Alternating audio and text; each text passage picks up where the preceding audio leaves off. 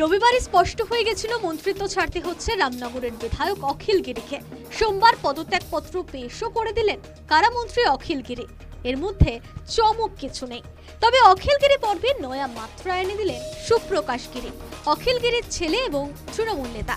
সোমবার সুপ্রকাশ সমাজ মাধ্যমে একটি পোস্ট করেন। পোস্টে সুপ্রকাশ লিখেছেন, যাক, অন্তত দুর্নীতির দায়ে মন্ত্রিসভা থেকে বরখাস্ত করা হয়নি, সাসপেন্ড হতে হয়নি বা ইস্তফা দিতে হয়নি। অসহায় গরিব দলিত পরিবারের মানুষদের জন্য লড়াই করতে গিয়ে জিততে পারোনি, হেরে গেছো, মাথা নিচু নয় উঁচু করে ইস্তফা দিয়েছো, হ্যাটস অফ বাবা।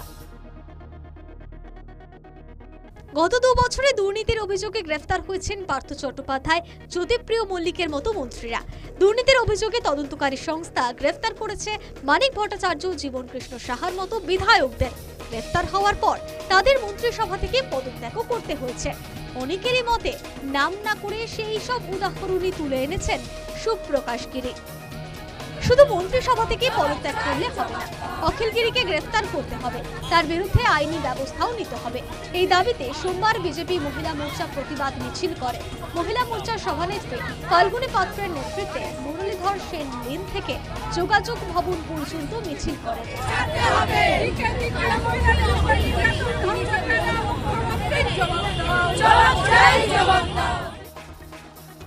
সরকারি কর্মচারীকে হেনস্থা এবং হুমকির প্রতিবাদ করে বন দপ্তরের কর্মীরাও শিলিগুড়িতে কোঅর্ডিনেশন কমিটি বিক্ষোভ দেখায়। উল্টো সুরও শোনা গিয়েছে সোমবার। তাজপুরে উচ্ছেদের প্রতিবাদ জানায় মহিলারা।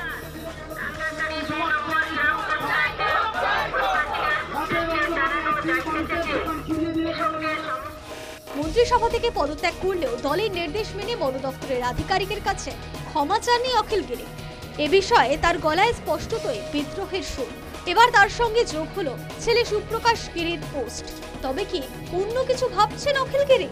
অধিকারী পরিবারের বিরুদ্ধে লড়াইয়ে যাকে সব থেকে বেশি ভরসা করেছিলেন মমতা বন্দ্যোপাধ্যায়, এবার কি তিনি সেই হাত ছাড়তে চলেছেন? News time.